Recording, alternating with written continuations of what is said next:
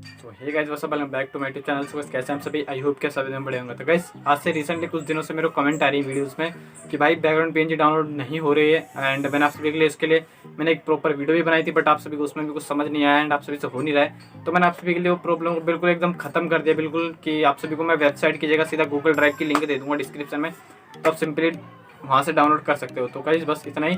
And अभी तक यार वीडियो को लाइक नहीं किया तो वीडियो को लाइक कर दो, चैनल पर नहीं तो चैनल को सब्सक्राइब कर दो, साथ साथ बेल आइकन को प्रेस भी कर लेना। एंड अभी तक आपसे मुझे इंस्टाग्राम पे फॉलो नहीं किया तो नीचे डिस्क्रिप्शन बॉक्स में लिंक के जाओ, मुझे इंस्टाग्राम में फॉलो करो। एंड मैं मिलता हूँ सभी से वीडियो के अंदर। तो चलिए वीडियो को स्टार्ट करते हैं।